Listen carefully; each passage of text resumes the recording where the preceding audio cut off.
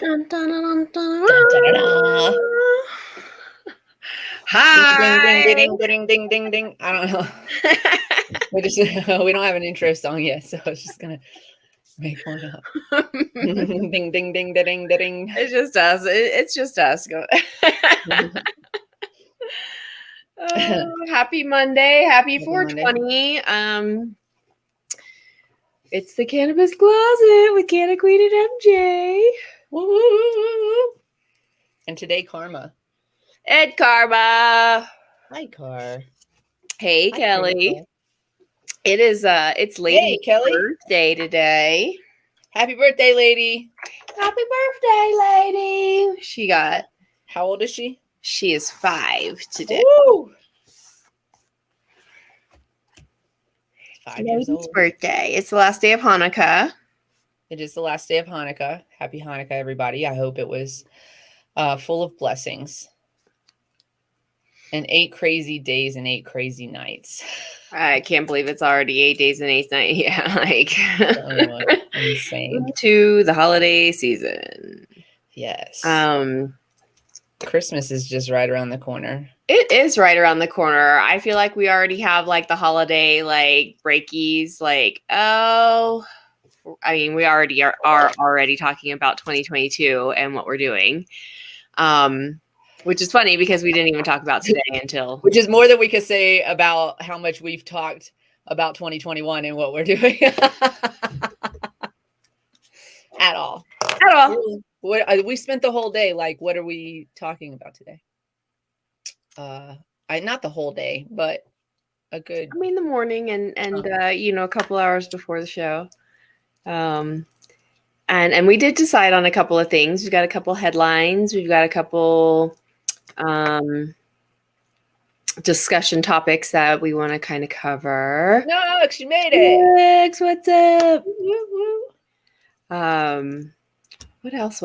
We're going to do a little talking and promoting for small businesses. Shop local. Please. I missed a couple from last week, so we'll add those from last week and then whatever you have. So we'll do that at the end of the show since we want to make sure that there's a good little chunk of people. So we'll stay tuned for that, and we'll post those to.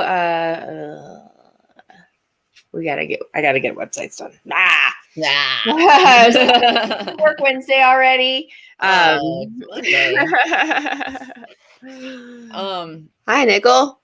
67. What's up, Nickel? I have not seen you in ages. Thanks for the love and support you always give me. Thanks for popping in. Yeah. You guys make sure you like, follow, subscribe, all that stuff, and share with your friends. Let them know that we're hanging out here. This is our first season, and we're about to wrap it up kind of soonish. It's like bittersweet. We got through year one. I mean, we did it. We did a podcast this year. Which we threw ourselves into it. We started talking about it, and then delaying. It's not perfect. And here we are. We're not ever. I mean, up until 2 minutes ago, I was on a different device, and I was and then you came into slow-mo. It was hilarious. I don't even know how to like describe, because at first I thought you weren't even talking to me. I thought it was something like you were listening to. And so I was just making my notes over here. I was sitting over here. I was like, can you hear me? Because I'm talking to her and she's not responding. I'm like, can you hear me? Can you hear me? What the? And then that's when I looked up and was like, oh, yeah, I can hear you. And then you kept talking. It was just. What is happening, Karma? Come on. Let's do it. Okay. Are you up? Okay. I spent last night trying to get into the holiday spirit, and I put my little Christmas areas up, and I hung up some snowflakes. There's no snow here at the still. What's going on? It's crazy. It's so warm. There's not even, we have that little tiny hill, Chapman Hill, over just near the college. It's just like a little tiny hill. It's next to the skating. We have skate rink, y'all. It's next to the skate rink, and there's this huge incline of a hill, and they usually cover it with snow. And I don't think they have. I haven't seen. Last time I passed it, they had not, and I don't think it's too warm. It's fairly warm. I mean, obviously up at the altitudes where I live, they are blowing snow in certain area in certain runs and whatnot. And some of the higher elevated ski resorts are doing. I mean, I drove by Copper over here and it looked great, but that's not part of my pass, so I haven't gone out at all. My roomie it's has. like this is crazy. I mean, I know a couple people that have gone to places, but not here. Nah. So I don't know. I haven't gone up to Purgatory yet, so I don't know if they've blown anything out there. Yeah, I'm sure Wolf Creek has probably gotten something. I mean, it has to have. Unfortunately, the area that I'm in, I sit in the middle of the state, and so everything is kind of getting either pushed north or I think south or blown. I heard there's supposed to be a winter weather effect in the west this week. So hopefully. Yeah, I mean, it's been gray all day, which means, hopefully snow tomorrow. Don't worry, you can just keep your trees and decor up until April like I do. When I pull my stuff out late, I just don't put my decorations away until April anyway, because I figure if there's snow on the ground, then it is winter and my holiday stuff can stay up. But I will have to say my holiday stuff is not all like green and red and super like it could just be super colorful. I roll. I have kept my Christmas decorations up all year long in other places. So I'm also running. I just put stuff up on Saturday and barely. I don't think we're doing, I mean, at least I'm not, we have not discussed exchanging gifts. We're like, my husband is out of town, so it's just like a regular ass day. There's no snow. It doesn't really feel wintry. No. I put up a little tree. The only reason I took out decorations is because I went to do a pop-up. I just took a position with Eureka. Shout out Eureka Vapors, Colorado and California. I just took a position with them. And so anyway, I went to do a pop-up over there and I was like, it should be a little festive for the pop-up. And so I went out to the garage and I grabbed a box that had whatever in it. I just grabbed it and threw it in my car. And then that prompted me to then grab another box and bring it in the house and like figure it out. So, oh yeah, because you guys are getting blizzard conditions. Send some of that shit our way because we need it. We're gonna burn down this summer is what's gonna happen. And Colorado will cease to exist if this continues to happen. I posted an article on my personal page about the Colorado River. No one sees it. No one will see it because it won't get. Yeah, but I mean, they've been talking about that this is a problem for over a century. It's like we've been talking about it drying up. We've been talking about who it serves. Why is it still a problem? Oh, because people and corporations don't care. Corporations. That's why. You guys could recycle properly every single day of your lives. You could compost properly every single day of your lives. You could do sustainable things every single day of your lives. It would not make the impact that we need to save the planet. It's corporations. They have to be the ones. We have to hold them accountable. So it means we have to support companies that take ecological issues seriously.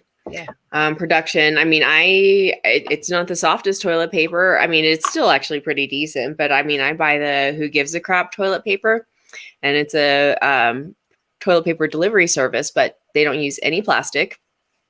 But it is delivered, so it's like, yeah, there's still that a little bit, right? So, but I get a delivery. I mean, at this point, I'm like down to like once a year because I have so much freaking toilet paper. I feel like I think it's funny that people went out and bought up all that toilet paper and shit, and then they went and sold it. And then now we're looking at supply chain shortages. So like when I go to the grocery store, there are shelves and shelves and shelves that are just empty Mm-hmm. And it's not because we have an emergency weather condition or anything like that. It's because we're not getting the shipments. We're not getting the shipments because there are, is it work shortages? Is it employee shortages? Okay, so part of it was that all those boats were sitting out in the middle of the water, not moving, right? Saying they were stuck or whatever. I think they're starting to move now. Listen, I stopped watching the news. I was diligent. I was diligent. I was on it every day. I was paying attention what fuck's going on. Should affect your mental health. So I just try to stay a little bit enough in the know. You know what I'm saying? Like, I need to know what's going on because we need to be informed. Right. But I can't watch it every day. So anyways, so from what I understand from the telephone chain that has made it to my brain, is that there's a supply chain shortage, and that's because shit's not coming it's not coming in. It's sitting out in the middle of the water on boats. But also the president has basically issued I don't know what it's called. Fuck, I just lost my train of thought. But anyways, he has said that for every single day that they continue to sit out in the middle of the water and don't bring the supply in, that they'll be charged $100 a day. So some of them are starting to move. Okay. Yeah. And some of them are still weighing the cost analysis, I guess. I don't know. Dang. That's the most I got for you. You've got to go watch the real news to get the rest of the information on that. Yeah, well, I'm just it has not affected me in terms of me not getting the things that I need to get. Let's see. Yes, that's for the cargo boxes that are still sitting on the dock. Oh, hey, what's up? Thank you. Because you know about this. So yeah, sorry, I point the wrong way every time. Truckers are striking. Who the hell knows anymore? Okay, let me tell you this is something that I learned about the trucking industry, though, which is really crazy, is that so the trucking industry, they'll bring in all this stuff, right? It's usually like a trucking company, and then they hire, I think, independent contractors. So the trucking company then has a contract with, let's say, well, I'm not going to name any names, with a big corporation, right? They have a contract with big corporation. And that big corporation has them bring in the supplies, right? But then they go past net 30 on paying for that. They take the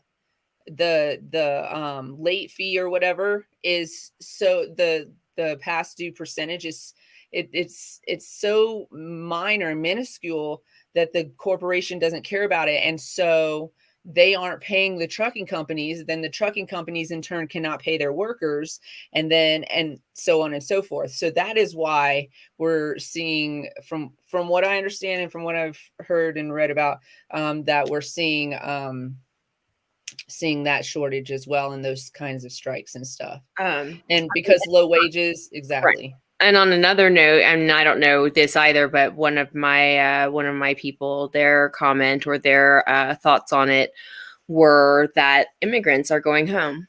That they are those that we rely on for back of the house, and industries that labor industries that everyone complains that the jobs are being taken from, but aren't willing to be done. So we're finding ourselves in this as well, and this goes for food production as well, and crops.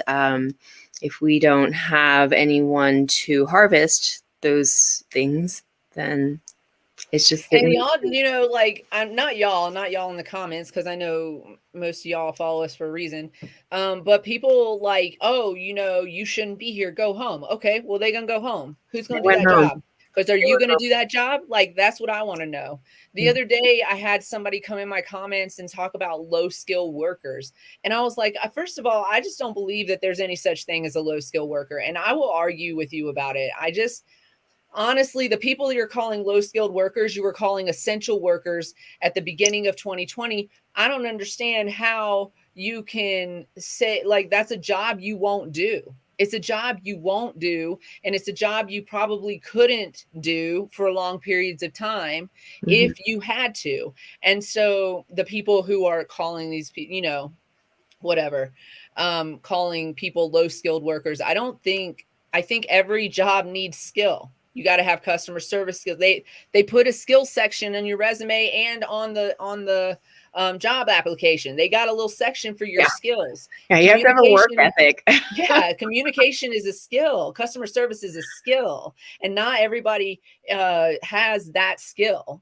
And so to call somebody a low skilled worker because they don't put on a tie, I know people to put on a tie that could not function without being told what to do every single day, 24/7.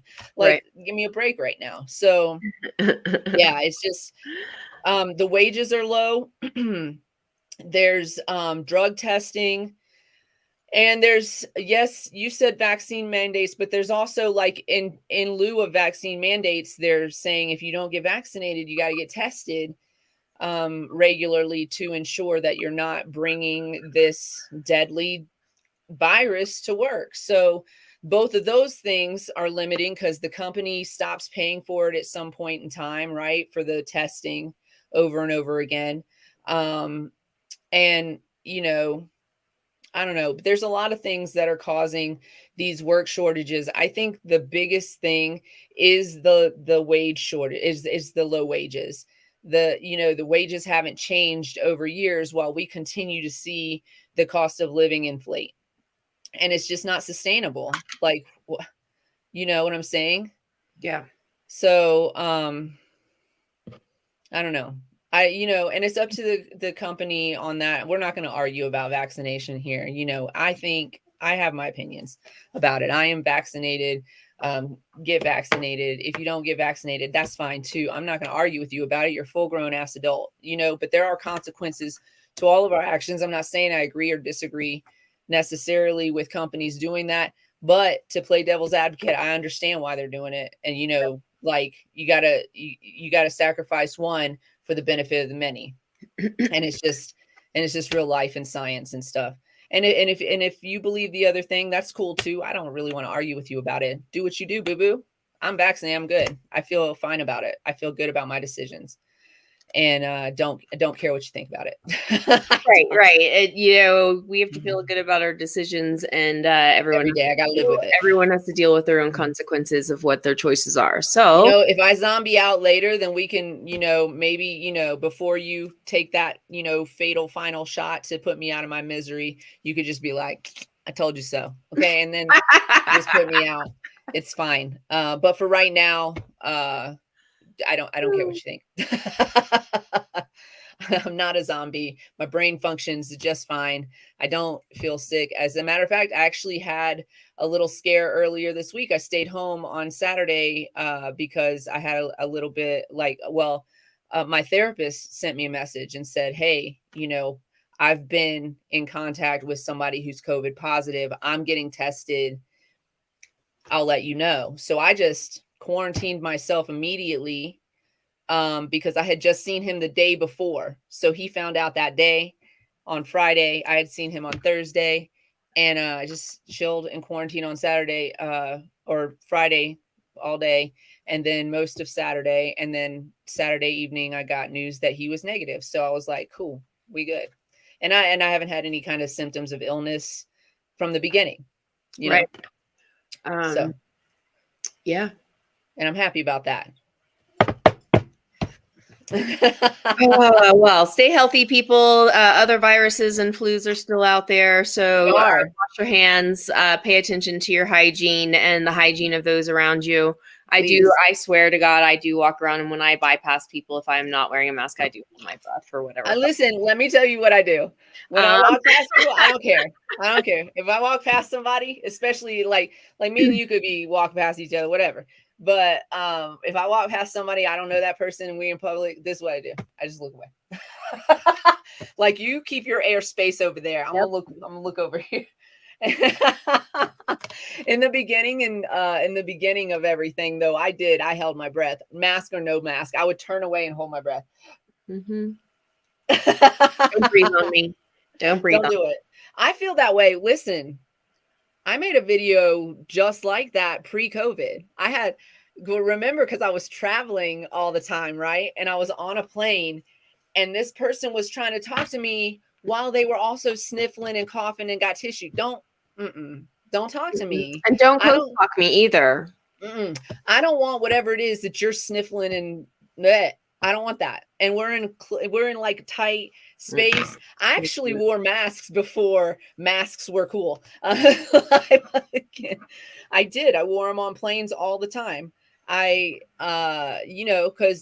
the second somebody in a seat next to me, in front of me, behind me starts coughing and hacking, or a child no, that mask went on immediately. Yeah. I was like, yeah, I mean, I do the scarves that I wear, when I'm on flights. It's I can wrap them around my face real quick. Listen, just if you're hacking a lung up, okay, during cold and flu season, especially, just don't talk to me. We don't have to, we don't have to interact. Especially if you're a stranger, you got a reason to talk to me. And if you're not a stranger and you're hacking like that, we probably have each other's phone numbers. You could call me, or we could text or something. I think that would be good. And also, I know this is difficult because we just had this whole conversation about low wages and cost of living and how it costs money to have to stay home. But literally, if you're dying a little bit in your throat and your nose area, just take care of yourself. Just chill out for a minute. Yeah. Stay home. Chill out for a minute. Just do that. If you can. I mean, so oh my goodness. No, I did not want any. I don't want your cooties anytime. At any point in time.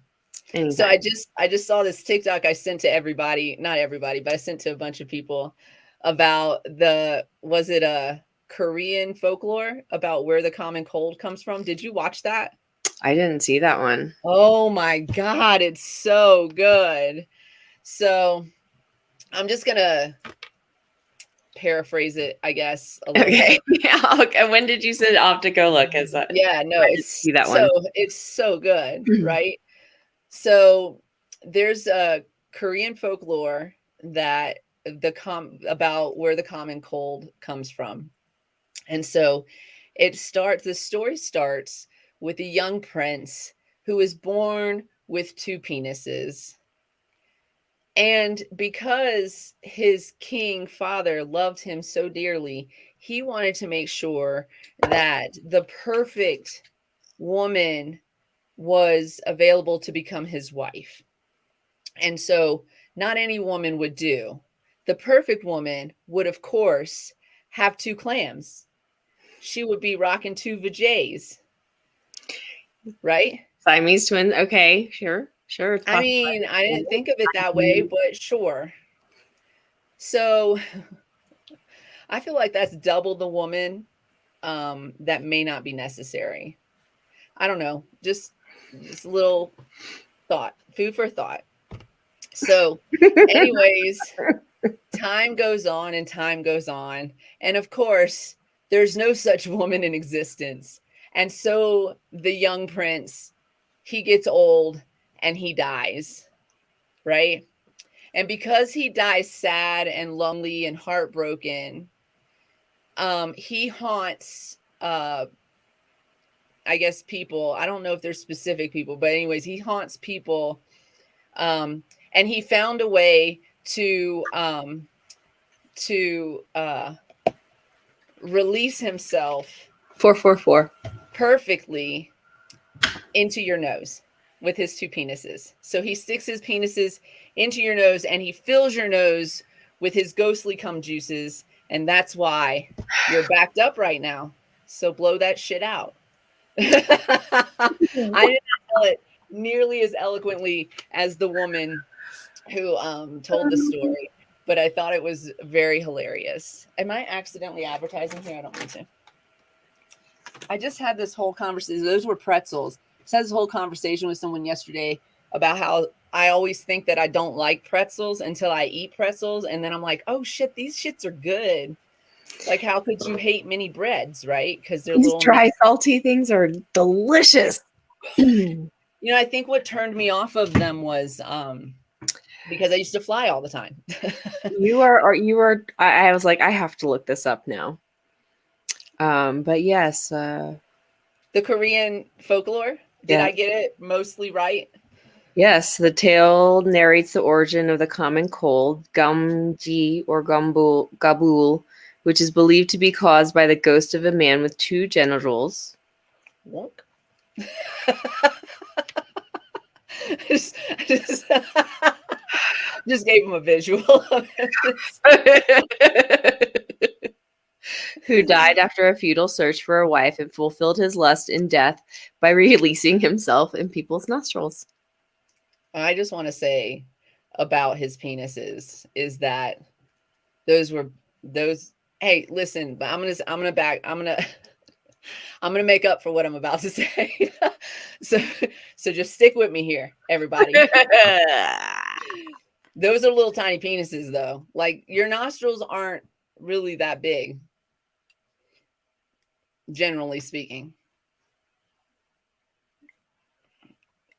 So, what is that face for? Are you stuck or are you making a face?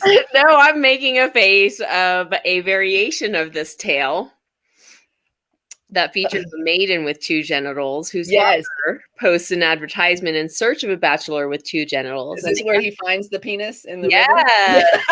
Yes. Tell it. A young man who happened across a penis floating down the river picks it up to compare it to his own. You know, because that's what a dude would do. That's what a dude would do. 1000% that was what a dude would do. There's a penis floating in the river. I wonder if mine is bigger than that one. So it sticks to him. Whoop! Personally leaving him with two genitals. Thus, the young man and the maiden wed and gathered much wealth. In other variations, the heroine is a widow and not a maiden, or another young man tries to get himself another penis and become rich like the other bachelor, but ends up with a penis stuck to his nose. Oh, no. I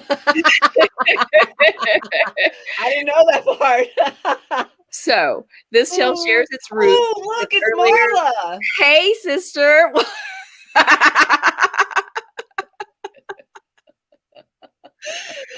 So this tale shares its roots with earlier mythology, which feature oversized genitalia as symbols of fecundity and wealth. Does anyone know what the definition of fecundity is? No, but you're going to tell us, right? Because I will have to look it up in a second. It is not defined here. Marla? Serves as an important reference in the archetypal symbols in the tradition of the genital mythology. This narrative can also be read in relation to the popular belief that the size of one's nose is in proportion to that of one's genitalia. The folk custom of chasing away colds by calling out, I'm going to mess up this pronunciation, Gajapbul. Say it again. Gajapbul. Gajapbul. We just say that and the cold goes away? And also to the etymology of gabul, the indigenous Korean word for the common cold. So is that kind of like bless you almost, I guess? I guess. I prefer it if I could learn how to say it all the time. Right. And I'm reading it. I'm reading it phonetically. So just put it in the translator and have the translator lady say it. Okay. Let me see if I can get this. I do have to Google Translate. What I was gonna say, because I said the thing about small penises. This is the Cannabis Closet, by the way. Canna Queen. This is MJ, and right now we're talking about Korean folklore and while penises. We smoke cannabis. While we smoke cannabis, we do have cannabis stuff to talk about, but we always like a little banter at the beginning of the show. What I was going to say is I had this whole conversation this summer because one of our friends was saying that, and women do this. I wasn't going to say it. I'm so glad you said it, Marla. She said, she said, "You are Korean. You should know how to say these words." Yes, I also know martial arts, so don't come at me. Did we come good at back? Did we come back? She What? said we froze. Did we come back? I hope we're back. Maybe it's just is it us or is it you, Snooks? Yeah, you know, that's always really the question. Yes, it really, really, really, really could be us. So who knows? I'm trying to find my. What I was gonna say is, okay, good. What I was gonna say is that this summer I had this whole conversation. One of our guy friends was like, you know, when women get mad at you, they retaliate by telling everybody you got a small penis, right? And I was like, y'all shouldn't even really be worried about that. Because to me, a small penis that gets erect is better than a flaccid penis. And so I feel like that is the insult you should be upset about. If she's like, that shit was flaccid as fuck, I would be like, I don't want nothing to do with that. No. What do you do with that? Floppy. What do you do exactly? Then he better know how to do other things better. I know what that mouth do. I don't know. So anyways, I just wanted to say that as a backup and a caveat to me saying that little Korean dude has tiny penises to go in your nostrils. So not only did he get fucked over with 2 genitalia, they are tiny enough to, or is it because he's a ghost and he can like filter he can just filter his ghost stick into your nose, so maybe he didn't have a tiny penis all the way up in those cavities. Maybe he was a well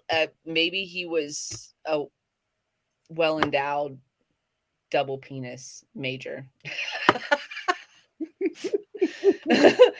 Oh Lord. Oh, let's see. I'm still getting to the translate. Did we find out what that word meant? What was that word? I am entering it now. Oh, that's rough. Oh my goodness gracious. This show, I love it. You guys, mark your calendars. December 15th is going to be our last show of the year. I jot BBUL. Well, that doesn't do me any good. She just spelled that shit. She just spelled it. What a bitch. Oh my gosh. Pronunciations. Oh, there we go. What's that? K2B. K2B. This sounded like.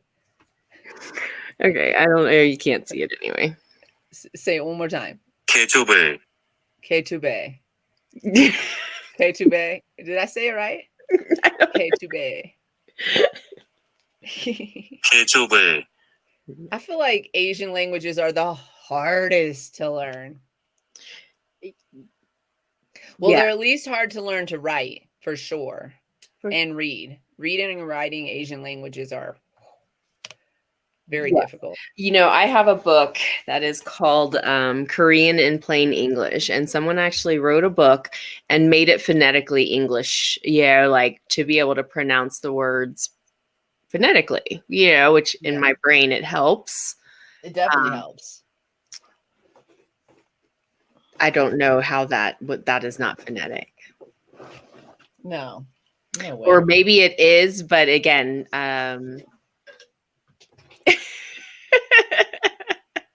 sister. Just stop it, both of you.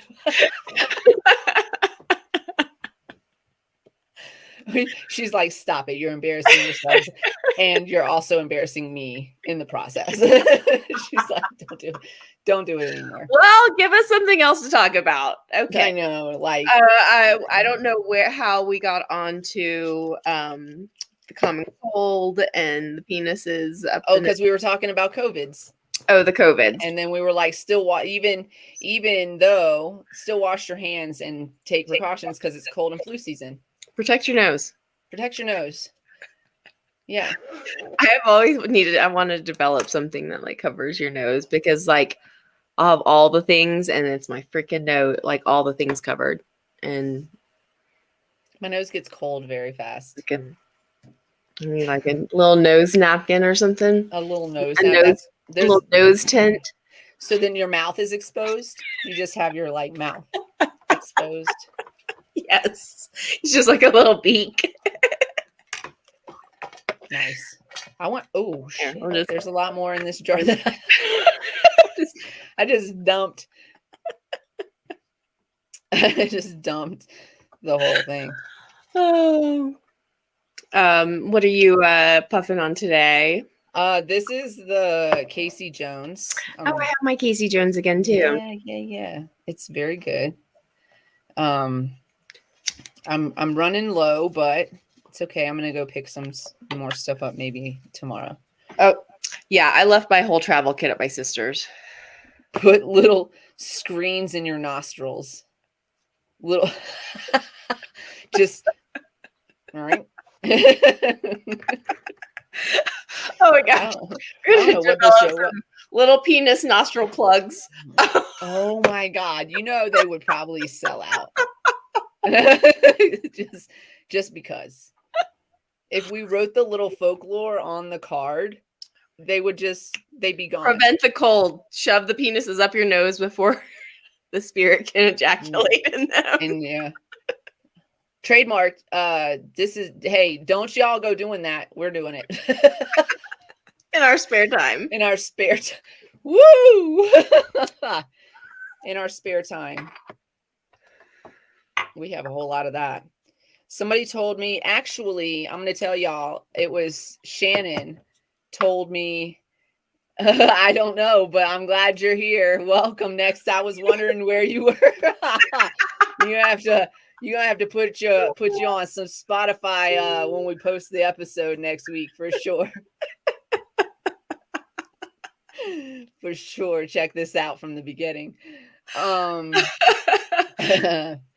been a crazy one. What was I about to say? Oh, I was talking to Shannon and she said, first of all, I don't know what she's talking about, but she said, enjoy your downtime now. What is that? What does that mean? Because do we? I know. I'm gonna I have and then she said, I'll be back. And then, I don't know. Okay, I didn't hear what you said. I'm sorry. But then she said, March, April, May, and June are going to be hella busy. And I'm like, we're already hella busy. It made me nervous.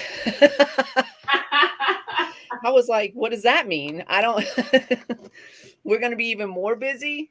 That's a good thing though. I'm excited about it. I know exactly what she's talking about. And, she's a pretty amazing woman. So if you guys want to check her out, Shannon Parrish.333 on the TikToks. She's booked up through January. So if you want to get an appointment with her, definitely send her a message so that you can get started on making that appointment. So that, you can get in for February. Because I'm sure that's booking up fast too. And then we had Witchy Christie on too. She definitely check her out as well, Witchy Christie on TikTok. She's not taking appointments right now, but she probably will be in the future for sure. Where did you go? She just left me here. I am over here. I had to shut my curtains because I don't like people voyeuring at me. Oh yeah, well, that's a weird that you don't like that. Not from my street, not from my my neighbors. Because I like to do it to other people, but I don't like people. I was gonna say Gen Xers love voyeurism. What are you talking about right now? We love that shit. we like to watch. But not be watched is what she's saying. She said we don't want to be watched because it's probably the man and we don't trust the man. And that's true. We don't trust authority. So I'm here. I'm just off screen. She's here and she's off screen shutting her curtains. Do you need a ladder for that or? No, I just have to be careful because of all the stuff that's hanging now. Oh, that's right. Plants, lights, Stars. Put snowflakes. They're snowflakes. snowflakes, like very festive, very, very I get a little gripe when I forget to put it's down though. The blinds are down, so don't worry, they can't see me. But I get it, put your blinds down. Everybody can see inside of your room. yes, if the lights are on inside, then everyone outside can see you very well. Look at me now. And again, I don't, this being online, on camera, it's one thing, but I don't know, something about my neighbors watching me what I do inside my home weirds me out. First of all, that's creepy. Don't do that. Yeah. I look into my neighbors' windows because I like to see what their inside of their homes look like. Not because I want to. She's like, don't look inside of my house, but also I'm gonna look inside of yours. Yes, I don't want to see the people. I want to see what they have going on, like decor wise, and It's a podcast. He said, "I'm just saying, it's a podcast murder show just waiting to happen." Listen. Eventually we get there. I mean, we do watch a lot of murder shows. Dateline in 2020. Yeah. That's right. Y'all already know. Keith Morrison is going to tell my story, and Craig Melvin is going to MC that shit. It'll always be in a good way. Whatever. I'm a legacy. I'm a legend. Do you know how much more of a legend? Never mind. I'm not trying to. Oh. I always say I just don't know if I'm gonna have a speaking part, I just want to say for the record that orange is not my color. So if I don't have a speaking part, can you send me to a place that has better uniforms? Technically, like if you wanted to sign off on your recreation digitally, we can make that happen where you could still be at or we can pre-record. We can pre-record something for you. We just pre-record. You need a recording for me. Here you go. Here and then I will listen. Here's the thing, though. I want y'all to be real fucking clear with Mr. Morrison. Okay. Yes, I smoke a lot of weed, and no, that is not problematic. No, Elizabeth, that's the thing I've been watching. You have to ask if you were off the weed, and that's why the murder. And that's why she's in jail. Listen, because I watch them, right? And then they'll say stuff like, he was using drugs, he used marijuana, and I'll be like, ugh. Every time they say it, I'll be like, God damn it. Why? And not the other 99 disgusting things that they were using. And then that led him to using meth. No, it didn't. It was trauma, baby. It was trauma. It was always trauma. Don't blame it on the weeds. So. Don't blame it on the weed. Blame it on the weed. Yeah. That's our intro. That's our intro song. That's it. What are we talking about today? We've already spent like 45 minutes bullshitting. I know. What are we talking about today? You had the headlines pulled up, and oh yes, I did. You were the reading of those. The one that I thought was super. This one is super interesting, and I really want to. Well, if my computer stops freaking out for a second, really want to talk about it. First of all, for anybody out there that's growing or knows growers, the normally outdoor grass crop pest called the rice root aphid is now being found indoors in cannabis crops. So just a little, that's in Terpenes and Testing. Holla. So check that out. Terpenes and Testing is a really good magazine. I definitely recommend it. Okay, so this is the one I was looking at. I'm going to read the article and then we'll discuss amongst ourselves. Sound good? Yep. Okay, cool. Let me go to the beginning. This article is in Terpenes and Testing magazine. It was written by the president and CSO of GB Sciences, which will be discussed in here in a very positive light because it was written from their perspective. I like science, so I have nothing negative to say about them at all. I don't know who they are. Really, I haven't researched them, so I'll just say that off the top. Let me make sure this is packed because we're gonna have to. So the name of the article is Harnessing the Power of Cannabis Derived Ingredients for Prescription Drug Market. So, and that's already happening. There's a company called GW Pharmaceuticals, and they're the ones that put out Epidiolex. Is that what it's called? There's also Sativex.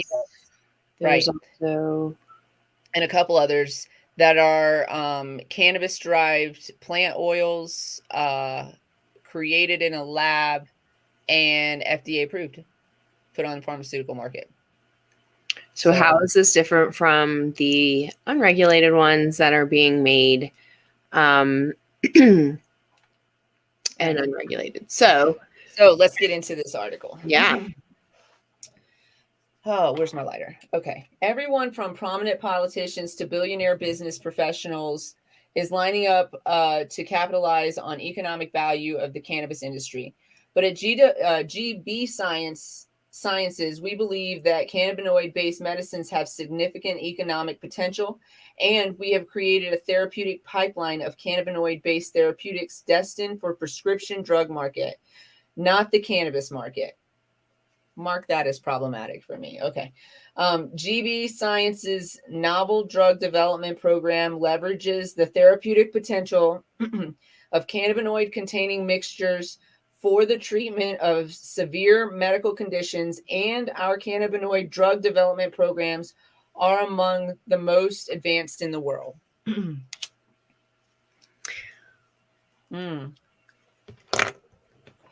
The principle behind GB Sciences drug discovery research is that plant compounds work better when they are used together rather than as a single ingredient drug. We've been saying this for years. People in the cannabis industry have been saying this for years.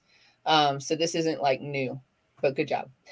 In the cannabis field, this is known as the Entourage Effect, which comes from a 1998 scientific paper by professors Shimon Ben Shabbat and Raphael McCullum, titled An Entourage Effect, Inactive Endogenous Fatty Acid Glycerol Esters Enhanced 2-AG. Sorry, I'm not going to pronounce 2-AG, but it's one of your endocannabinoids that you create, that your body creates. It's got a similar structure to CBD. Cannabinoid activity. The original use of the term entourage effect casts just THC as the star, with other cannabinoids and fatty acids as supporting cast members.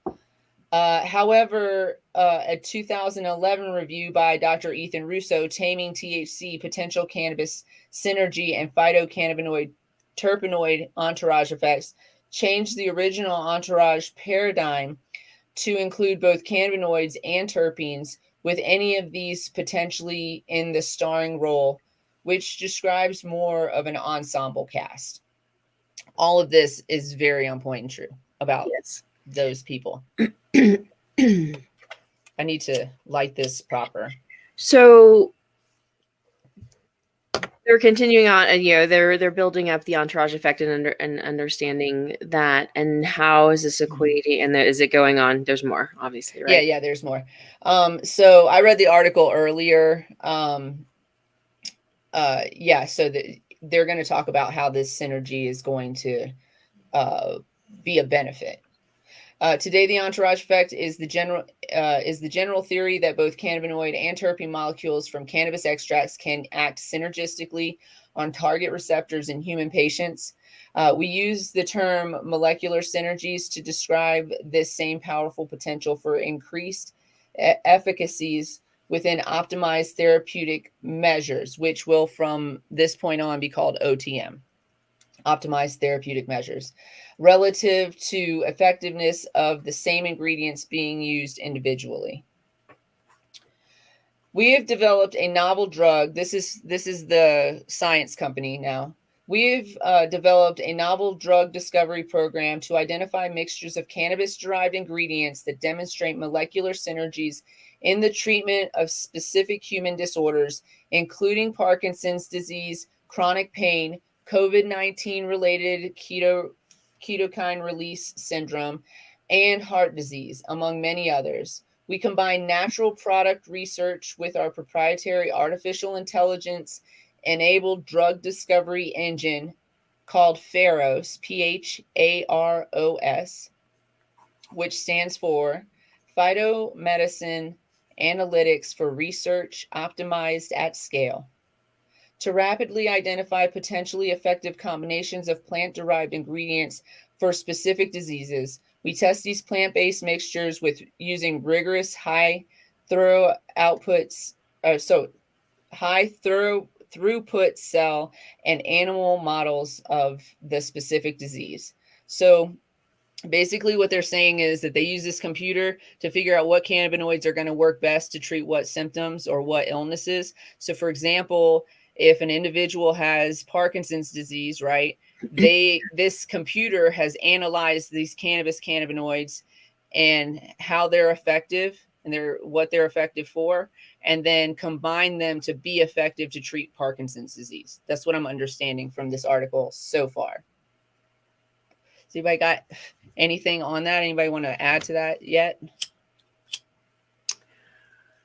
No, I'm still listening, and I have, and trying to, figure out if my question is going to be answered. So yeah.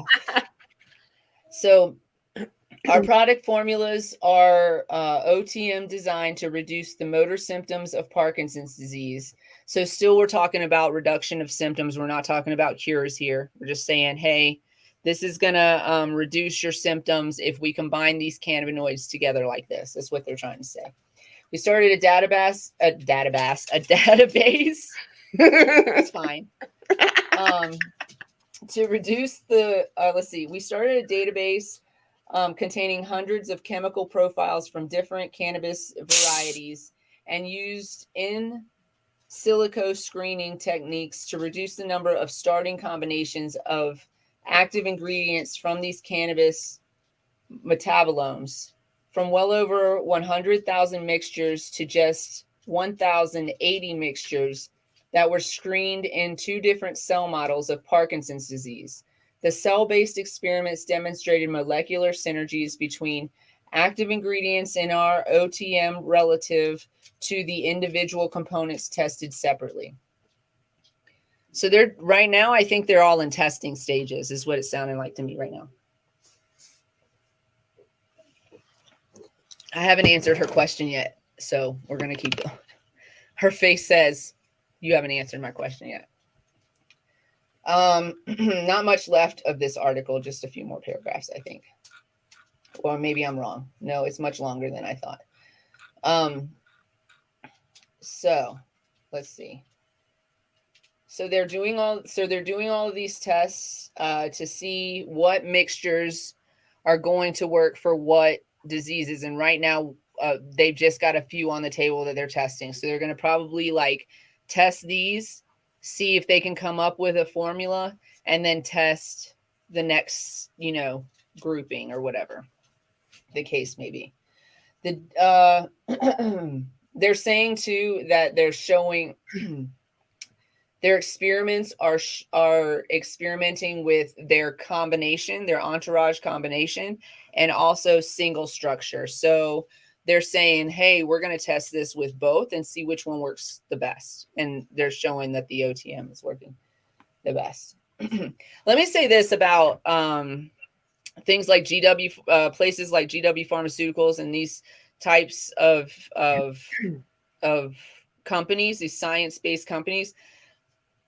I do want to say that I do appreciate the level of scientific research that goes into this, because GW Pharmaceuticals has absolutely done a whole lot of research because they can afford to do that research, and they get permission to do those things legally.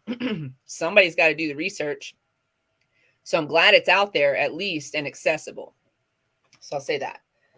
So that's where my question, and you did say it and I just didn't hear the words, because I did hear a portion where I was like, maybe that's where it's at, but I get the understanding of the the mixtures and the entourage creation, but I guess my question is where are they getting the cannabinoids, the extraction? Are they extracting them, creating them?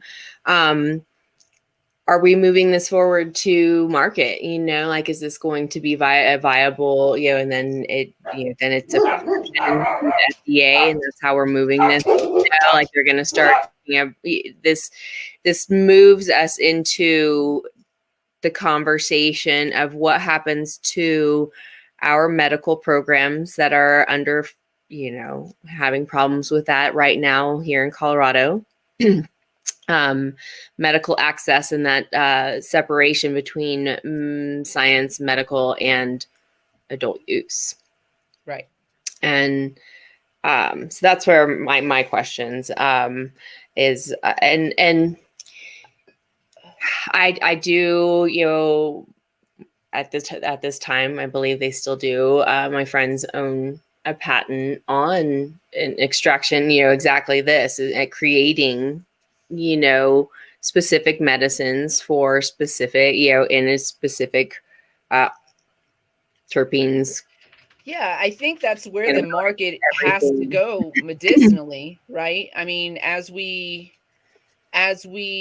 evolve medicinally, this is where the market has to go medicinally. It doesn't necessarily have to go to a pharmaceutical level, but like on this research level of targeting specific cells and receptors so that we can prevent the symptoms without question when we use this combination of cannabinoids and terpenes, right? I think that's where we have to go, right, medicinally. But I think they're not going to let us regulate it like we do now. As like in the future, I think that this is where it goes, is that they allow pharmaceutical companies to come. So our cannabis companies will then have to become pharmaceutical providers in order to be able to provide their product to the market. And their product for medicinal use this is just where I see as the future, just based on like what we're seeing. I think that that it'll be medicinally speaking, that you'll go see your doctor. Your doctor will say this combination of cannabinoids is what's going to work for you. They create that combination for you in whatever the lab, however they do that, right? And it is still lab created though. Do they grow their own plants? Who's growing the plants? What part of the market does that part of the market get to stick around, to provide for this so thinking about how we access our medicine now as patients. Right. We get to medicate the way that we want to. We do. We get to we essentially have to figure it out ourselves, what the best combination, which I always thought was kind of problematic, honestly. It's one of the problematic things about cannabis. And also, but it created groups so that groups knew like specific and could share the knowledge that way. And now we're starting to see this collection of information and, the research like this, where they are putting in, specific combinations of, and then it's like, but then, okay, lab creation, again, the CDC and FDA are saying, no creation of cannabinoids, blah. It's bad because it's unregulated. But then they turn around and let these companies do it. Right. And so and my question is, are they doing the same processes that we're saying are not good in regard to the way that it's being made now? Yeah. And even this conversation isn't the first time we've had conversations about how things are extracted. We've talked about butane, hash, whatever, right? I'm sorry, I didn't use it. BHO. BHO. Yeah. And then also the following of what new extractions processes that were invented out of this. Cleaner. But cleaner, or also, there are ways of, the extraction being done in a clean way, the actual. I mean, in fairness, if your product's being tested at the end of the day, if it's being tested properly, it has been tested. It is a clean product. It may not taste the best because of the process. It may not look as pretty as you want it to, but it is a clean substance that you can use. It has been tested in a state approved laboratory. So, and that state approval is brutal. Which also just makes me think, okay, so we're up against some concentrate and limitations coming up here in Colorado. There is actually, it's 23, 17, 30, I don't know. I have been burying my head in the sand about this because it pisses me off. It makes you so angry. You're so angry about it, very, and rightfully so. Rightfully so. This is. And currently, upsetting. I think there's just misinterpretation. So I do have to go actually pull my head out and do some looking into that. But but I've already seen the documentation that our practitioner is going to have to fill out. It allows, and again, it's the stupidest rule. It allows patients from 17 and under to not be affected, and 21 and over to be affected. But 18 to 20 for 3 years, you are limited on your capability to pick up. It is just additional documentation for a practitioner. It's additional footwork for a patient. It is additional documentation that now the dispensaries are going to be having to track, which they should already have been doing 10 years into this. But now all of a sudden it's a problem. And now all of a sudden it is, again, it's only a problem medicinally. Only exactly. And so it's creating these hurdles for medical facilities, medical production facilities to not operate. And so we see, again, this divide of saying, here's the science and research that's happening that allows you to access your medicine, but you can't access it this way. You now have to create your own medicine if you want to, or you have to, and we're pushing out medical markets in the places that they exist, and it's going adult use. And where does that, so there either has to be some middle ground found in how we are taxed, how we are,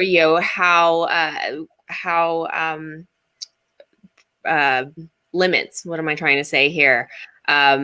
Milligram limits, adult use, it is limited to 100 milligrams and, and other, crazy, stupid rules. Whereas, again, we don't have these rules in medical, but they're getting ready to get rid of us, and they're not looking at a way to merge it into, and I think that's suitable for everybody. I think, okay, so here's what I think is happening, just based on seeing this and reading this article and everything, is I think that Big Pharma is making this push because they're like, we're not going anywhere. And if people want cannabis, then they have to come get it from us. And so how do we make that happen? And how they make that happen is creating, well, the science has to, first of all, this science, I'm not disagreeing with this science having to come out. Like, we need it. No, this is a good thing. We need a solid cannabis treatment that is not an opioid treatment, and is not a pharmaceutical, fully manufactured in a lab treatment. Like, this is a plant treatment for Parkinson's, for cancer, for, Huntington's disease, for MS, for you name it. Okay. We need solid things. We need, when I said, I've always found this very problematic, that I have to, cannabis has not been made easy to access. They're like, you can have it, but you're going to pay for it. Okay. And so, now it's expensive. You can there's people that are not stuck, but like, if they choose to use the regulated market, $80 eighths. Like, what are you talking about right now? I can't with you people, $80 eighths. So that's expensive to go, oh, that didn't work out for me. That made me anxious. That didn't stop my tremors. That didn't blah, blah, blah. Right. And that gets expensive, that trial and error. Oh, by the way, we missed it, but happy 420 West Coast. So that does get problematically expensive, right? And when you have science like this that could be made available to say, okay, well, here's what you need. What you need is this cannabinoid, this cannabinoid, this cannabinoid in these percentages, and these terpenes in these percentages. Here you go. Here it is. Take this 3 times a day, right? They want to turn it into a more medicinal product. And But I think they're not going to offer terpenes and they're not going to offer terpenes. They're and a going to take things selection out of of the plant, and cannabinoids. they're going to start adding things to the plant if we don't pay attention to what they're doing. Then they've got to add stuff for uptake and Yes, shelf life. absolutely. Yeah. And we lose what we have gained here by having the access that we have had. Mhm. And I want to have the access to the science and also the access to the ability to medicate the way I want to medicate. to the plant the way that I want Yeah. to. Yes, it is great to know more and all the ways.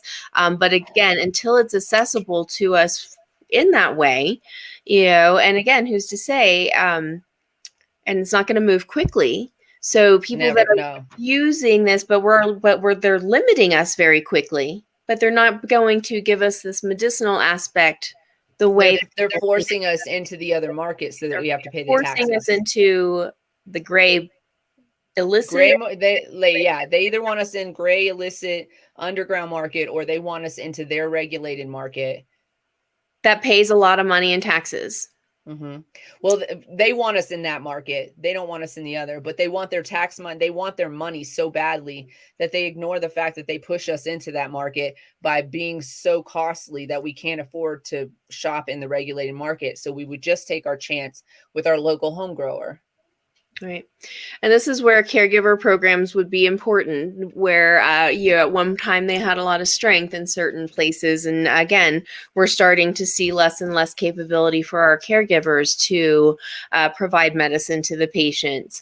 Well, and they don't have accessibility to things like lab testing and things like that to make sure that they're giving a safe product to our patients either. And they should. That shit's expensive, and they can't afford that. A handful of caregivers that are excellent and provide, it's still in form of food. They're doing edibles, and some of them are doing tinctures. I think if they have the capability, there are machines now that make it a lot easier. Mm-hmm. And providing medicine to patients and educating them, because 60, 70, 80-year-old plus walking into a dispensary it's not helpful sometimes now in the areas that it's available. Well, that's the problem too with us taking that medical market away and just forcing people into the adult use market, is that the adult use market they don't treat people like patients. They treat them now like customers, right? Everybody medicates. I say that anytime. So if you go work in this cannabis industry, please treat everybody with that kind of level of respect, right? Not just like a turnstile customer. But when so now your grandma is going to shop for her medicine at the adult use market where they're telling her what the dankest strain is. And it's all that's going to do is knock her on her ass or make her super paranoid because it's too strong for what she needs. And it's not giving her, doesn't know how to use it, and she doesn't know how to use it, and she doesn't know how to open it, and it's going to cost her an arm and a leg just for a little bit of it because it's on the adult use side where the taxes and the bullshit. It's frustrating. It's frustrating. Not enough people are paying attention, and we're getting snowed. We're getting bowled over. Yeah. And again, why there's a differentiation between medical and adult use. I mean, they're the same thing. If you have both in your area, then you need to know that they're grown the same way. They're given the same attention.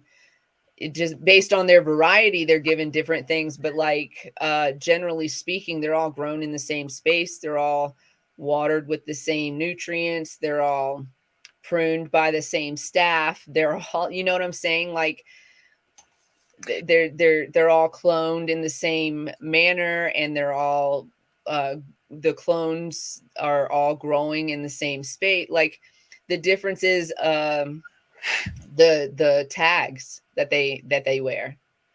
That's it. That's the difference. That's it. The It's tag? a tag Oh, that they wear.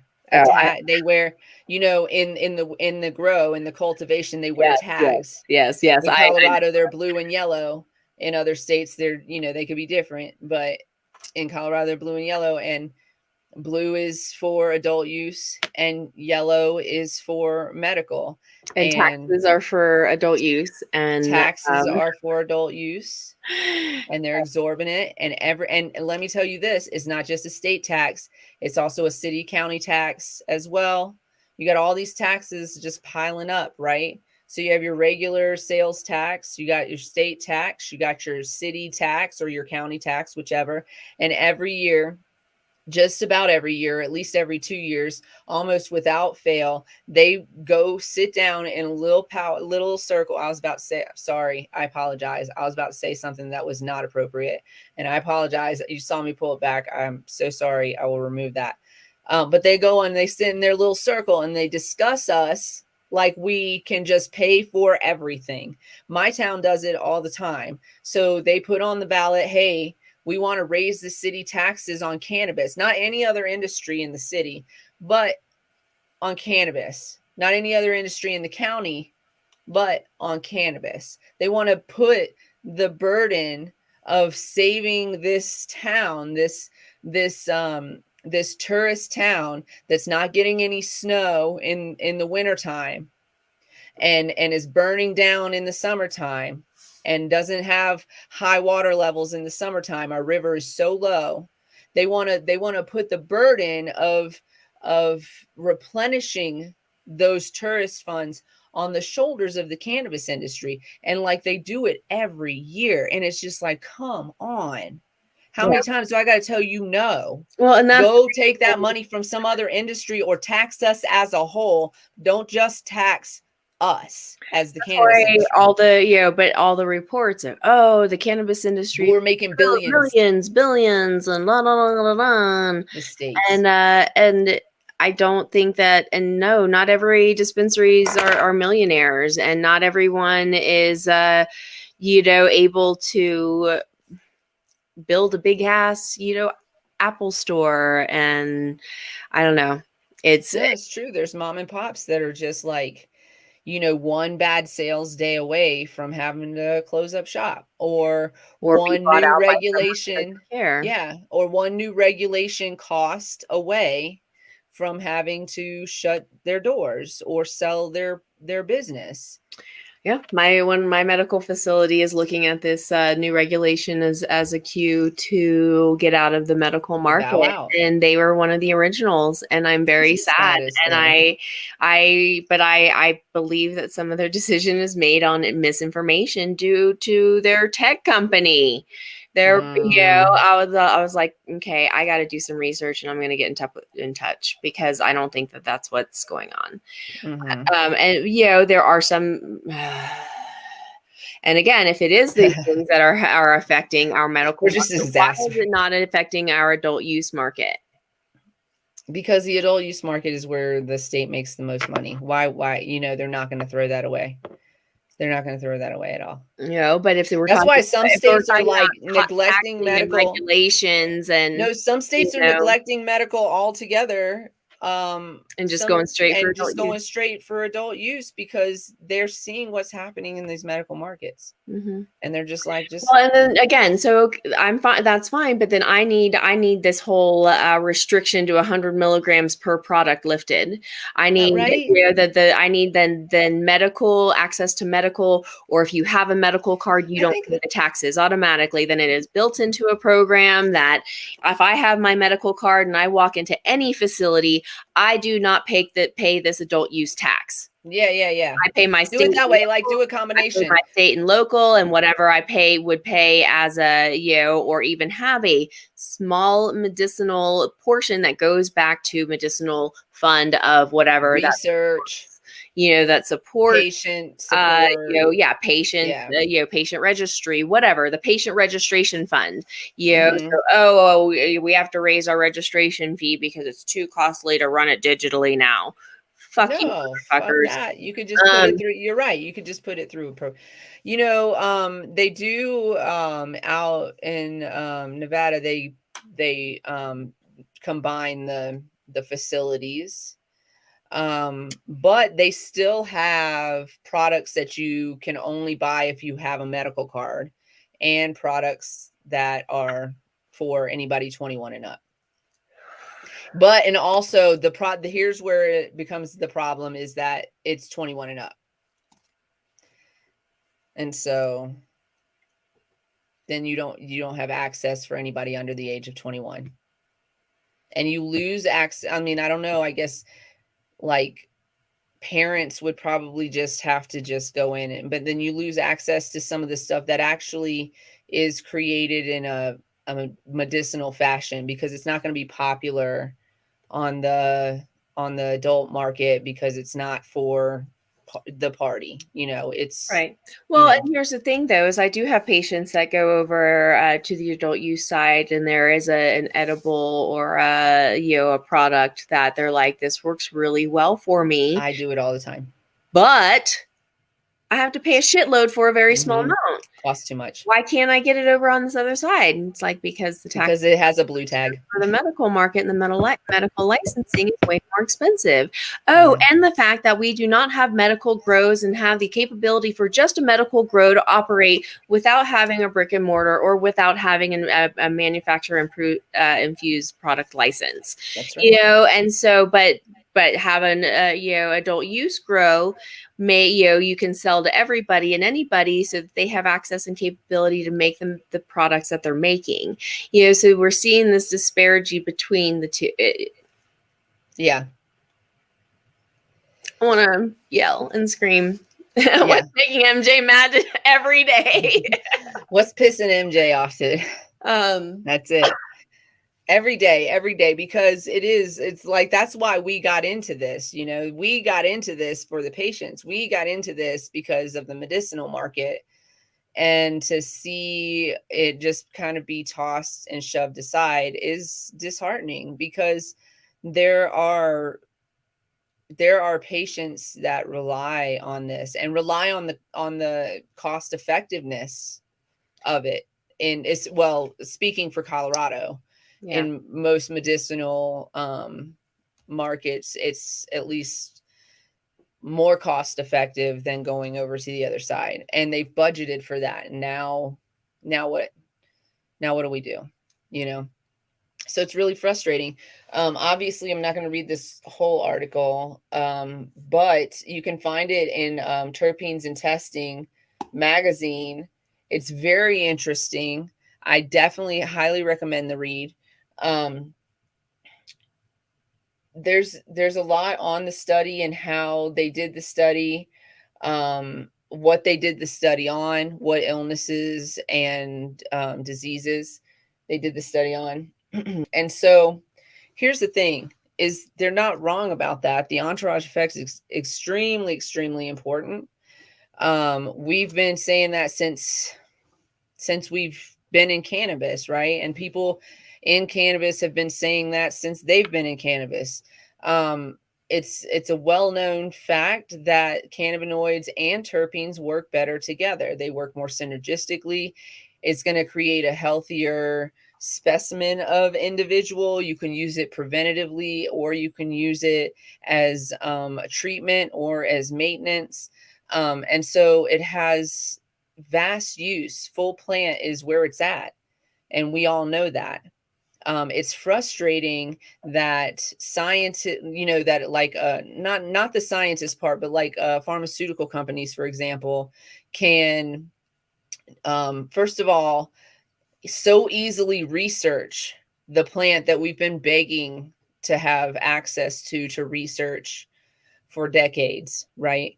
And so they get the access, and they get the ability to, that's the privilege that they have to be able to study this plant the way we've been asking to study this plant for decades, is really it kind of stings a little bit, you know, because we've been saying like we've known this stuff and we're like, let us just show you, and they're like, no. And now they get to use it in the way that they want to, or Right. they get to develop it And they get to profit off of it, influence it the way they want to. And again, limiting access to every patient. This is a plant for everybody. This is a medicine for everybody. And again, I love our advances in that scientific aspect. But when we talk about GW pharmaceuticals getting a hold of it, we're talking about limitation and restriction to and access to it again.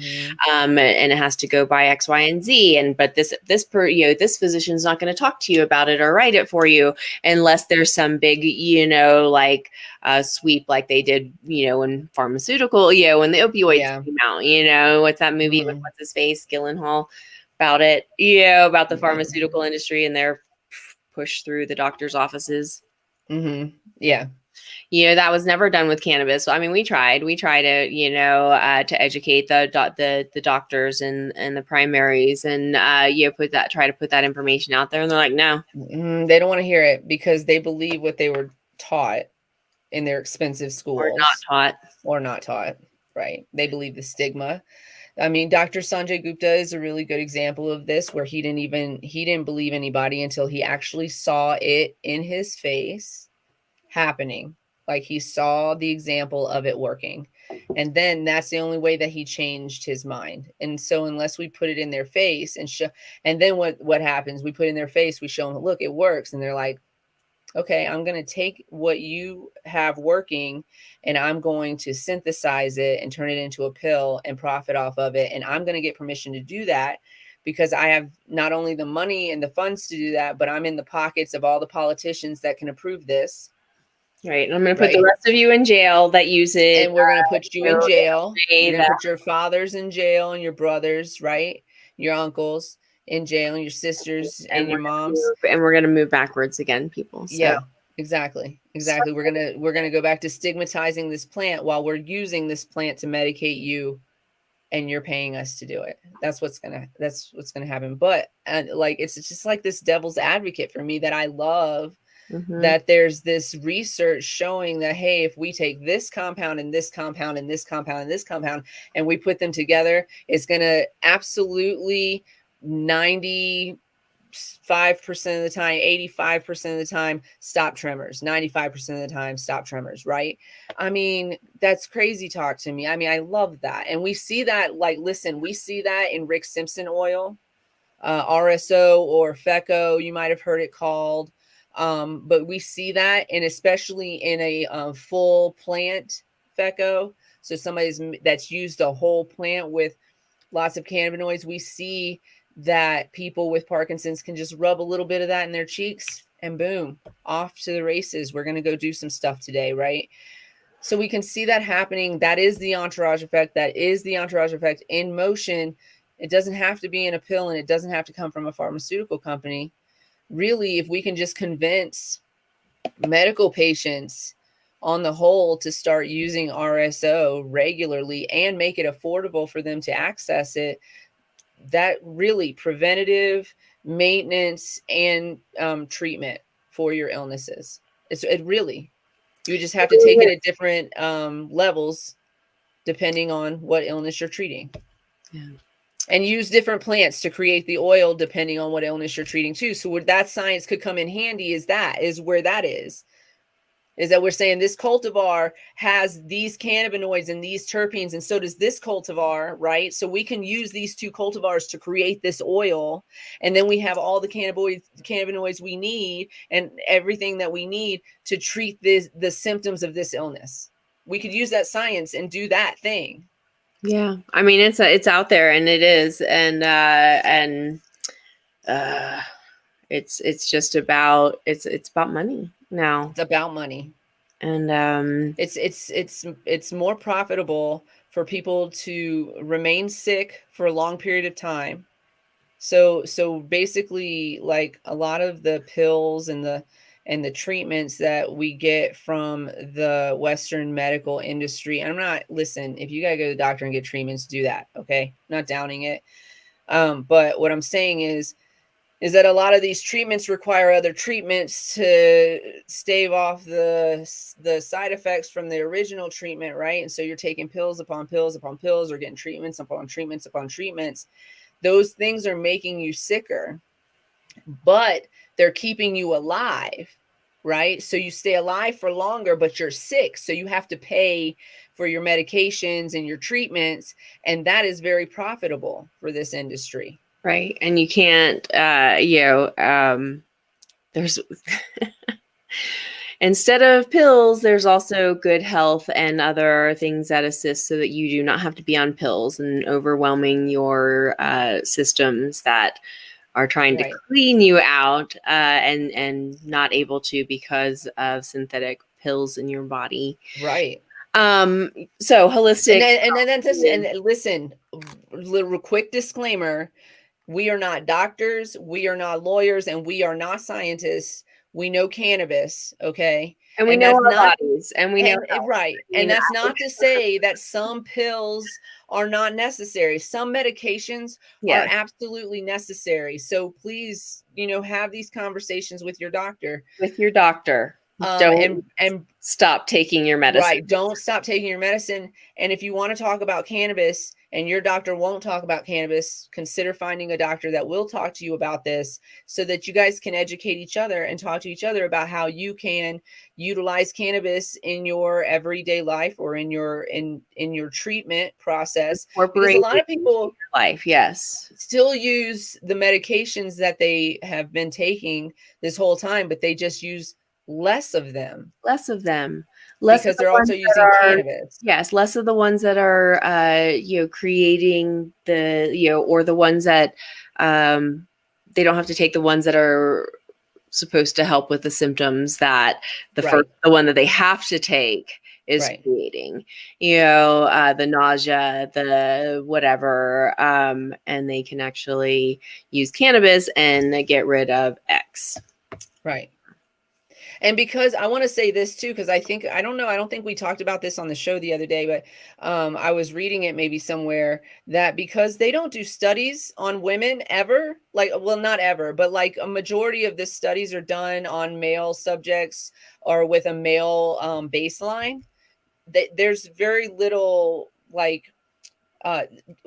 should medicate differently is first of all, and we should medicate usually lesser amounts. So when we're taking these high amounts, sometimes we don't even need to be taking that much because we're women, our bodies work differently, we're built differently. And it doesn't matter if you're a big woman or a small woman or whatever, you still would maybe take something different or less than what a man would take. Even if he was a small man versus say a large woman, let's just say that as like body types, just as a comparison, he would still maybe need to take more because again, we're different. Our bodies function a little bit differently. We're built differently, right? So just keep that in mind too when we're talking about pharmaceuticals, is oftentimes women are overprescribed pharmaceutical medications. Often, very often, we're not listened to in doctors' offices. We're overprescribed medications and treatments too, different treatments for things, and we're misdiagnosed more often than men because baseline is the male specimen. And some doctors don't like to listen to women at all. So make sure that if you go to the doctor's office and you request something like a test or something because you feel you feel like you need like a CAT scan or something, I don't know, whatever you request. Okay. If they say no to you, ask them to notate that in your record. Can you please notate that you refused my request? And also, can you notate why you refused that request in my medical record, please? Thank you. And I would also like a copy of that. Keep a copy of everything. I know that sounds like an episode of Hoarders, but find a place, a filing cabinet to keep your paperwork and keep a copy of everything for at least 3 years. Yeah, there's portals for this nowadays too, online Yes. portals and ways to store that information. And so we can take control and be advocates for our own health, and have to be at this point. At this point, Have the can't trust anybody. conversations. If you can't do it by yourself, get someone to help you. There are coaches, there are there are services out there that offer that kind of thing, guidance. If you can't do it alone, get a mentor, have someone guide you through it. Don't be afraid. Don't be afraid. Drink your water. Everybody hydrate. I am down to the last sip of my water. Yeah. Well, that you know what that means then. We have to. We want to do a small business shout out for small December. We are a small business. We several. So we want to support and promote our friends and small businesses out here as the holidays are coming up. We are several small businesses, actually. And we are building an empire. Yeah, we really are. You go first, and I'm gonna I'm gonna try to find mine. Okay, cool. Yeah, because I missed a couple last week. So little post here, Cosmic Roots at .etsy.com. This is one of my girlfriends that does electroform jewelry and accessories. Oh, it did not post to something. To Facebook, maybe? It is Cosmic, KOZMIC roots.etsy.com. And you can find her on Facebook as well. Again, these little it's electroform. So she takes like natural stones or glass that local glass blower that she is partnered with. And she does this electroform process to attach natural stone and other designs, copper and such, onto glass and jewelry. So super unique, super beautiful. She's got some new designs on her site. Really cool. Yeah, I want to definitely have her on the show one day. She's I just amazing woman. Maybe we'll do like a summer month where we do like small business Wednesdays or something. We just bring them onto the show on Wednesdays. Yeah, definitely. We probably made this summer. They exist too for local artists and whatnot. So she's also a dispensary agent at one of my favorite facilities up there in Steamboat, and so and hoping that they just stay medical. Yeah. But yeah. That's and it seems like that too. Sorry, this is totally into a different direction. Is that having a medical facility, you do have to have your own manufactured infused product license so that you can now make your own medicines, because all of those other companies are falling off because of regulations and blah blah blahs. Yep. Sorry. Okay, next up on our small business push, you ready? Yeah, I got homegrownheroes.com. So they do they're a clothing brand. Oh, you know what? I met these guys. Did I meet these guys? Maybe not. Looks like they're a clothing brand though. They did it didn't. Yeah, it's not posting on Facebook for some reason. Sorry, guys. I don't know why. There was a little glitchy thing, or not a glitch, but a thing earlier that was like, in 5 days, you will no longer be able to connect via Facebook. And they're like, don't worry, we got you. And it was like we are connected, but I'm not sure why we can't post on there. But yeah, this is a clothing company. So Homegrown Heroes, that's HEROEZ. It's for heroes.com, homegrownheroes.com. They got some really cool designs here, and it is a Black-owned company. So, I always like to promote Black-owned companies because they don't get enough promotion, and we need to spend our money in those companies. I believe that full-heartedly. So please go spend your money there, homegrownheroes.com. Get some hoodies for your family. Hook it up. Hook it up. I need to go over there and get some stuff. I know. We need to. We'll get our website up and have this available too.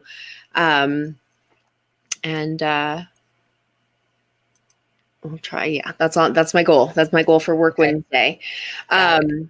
But yeah, I just my next little local business push is one of our support, and he jumps on here a lot, is Will, and his lady and he run Nifty Willie on Etsy. Nice. That's KNIFTY WLLIE.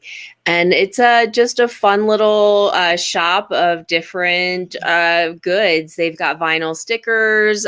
She makes different, I think, outfits maybe sometimes for the pets and whatnot. I was just kind of scrolling their site and I follow them on Facebook too, and Will does a lot of just posting, and she's got some Harry Potter fabric that she's making, like Nice. capes out of, We love and Harry I'm Potter like, around here. no, there is just again, love to. He supports us. Would love to give a little shout out to Will and Yet and their little pupperoo. We got Dusty Thurman has The Road Less Traveled. He is doing life coaching, helping with people get through addiction and things of that nature. So definitely go check out his online website, book an appointment with him if you need, or if you know somebody that could use a friend like Dusty. He's a pretty dope dude. So definitely check that out. I also want to give a shout out to do you have another one?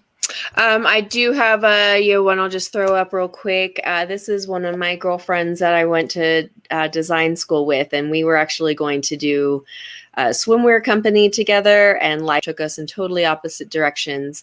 And she started this awesome soy candle company called Seventh Avenue Apothecary, Seventh Avenue Apothecary, and their website is seventheavenuecandles.com. Awesome soy candle mixtures, small batch, made in the heart of Ybor City, and that's where I'm from, and just love her and her fam. So, give them a shout if you need any Christmas needs. All right, here I got one. This one, Heathen Soap Company. Check out their website. I've gotten bath bombs from them. They're so good. They're so fragrant, and the little oils feel so good on your skin. They have bath bombs and soaps. They're vegan, plant-based artisan soaps. It's a queer woman-owned business right here in Durango. They do have a storefront, but definitely check out their website as well. Ooh, I love bar soap. That's what I use. I don't so use good pump soaps or anything like that to reduce my plastic consumption. That's my It smells so good. I mean, I just love going in there. I've only been in there a couple times to go shopping. But the times that I've gone in there, I've not been disappointed with my purchases. I definitely highly recommend it. Great stocking stuffers. The bath bombs are amazing. One turned my whole bathtub purple. I was so excited. But I mean, it didn't stain it permanently or anything like that either. So it's fine. It washes out. But the one was it was like bay leaf and tobacco or something like that.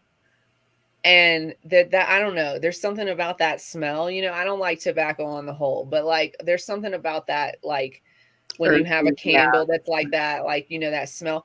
And it was on my skin all day, so I just kept getting whiffs of it all day. I was like, yes, I smelled so good that day. I loved it.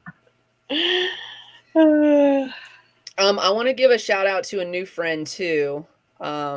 Let me just pull her up. CV, yes. So you can check this one out on Instagram. Let me see if she has the website on here. Yes. So let me put this up. Let me put her website up here. So this is called Cannacult. It's our new friend Claire.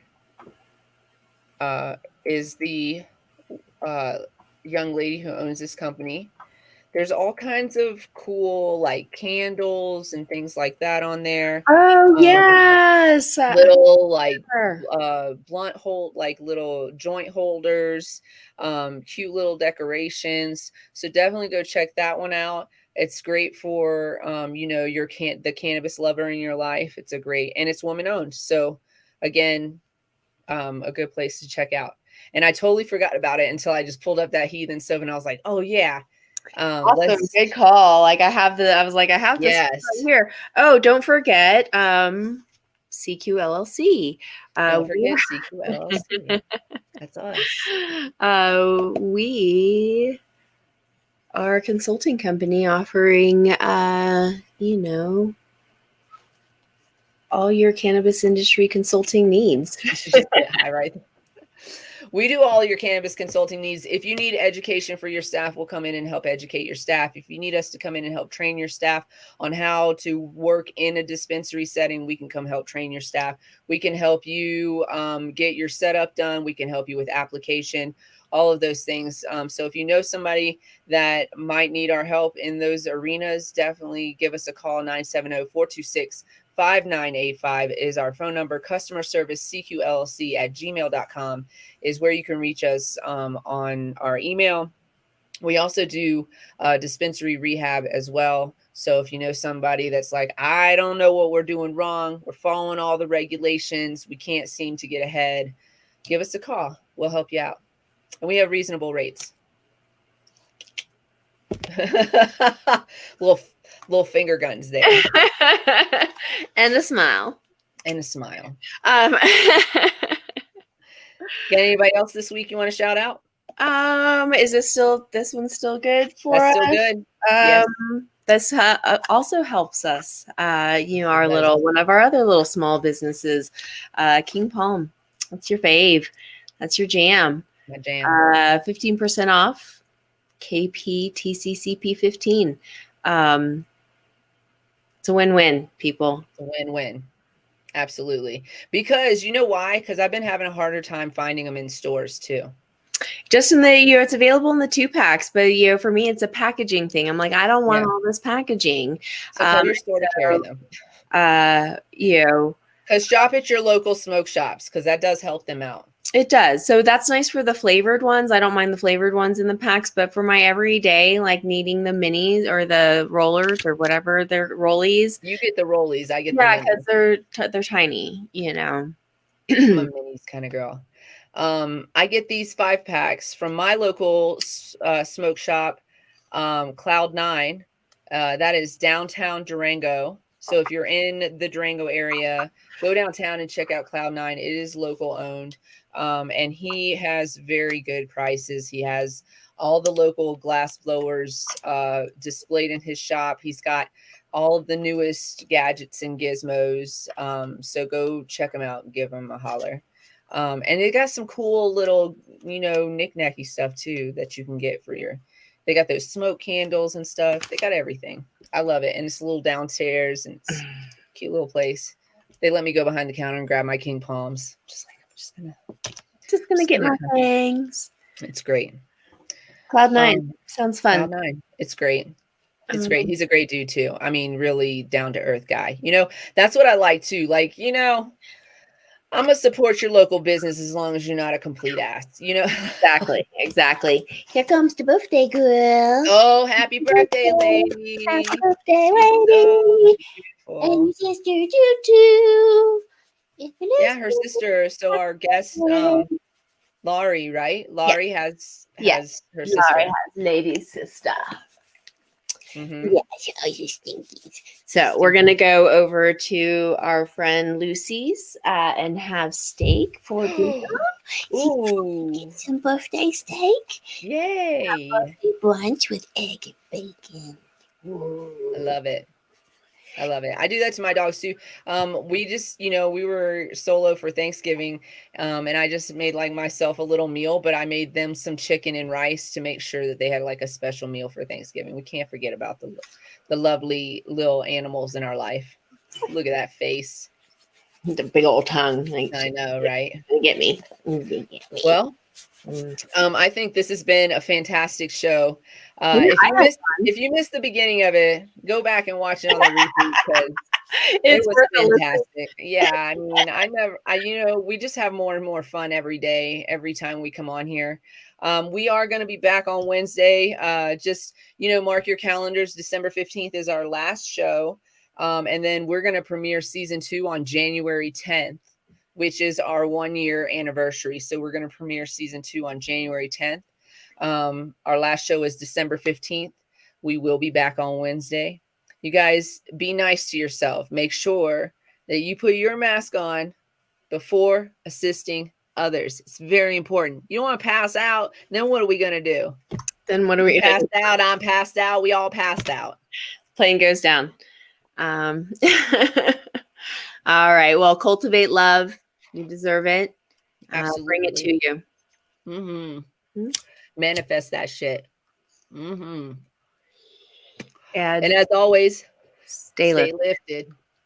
We love you guys. We'll see you on Wednesday. Work Wednesday. Let's see. We might have a guest. I don't know. We'll figure it out before then. We'll let you know. We'll see you next time. Thanks for hanging out with us today, guys. It's been fun. See you later. Are you hitting?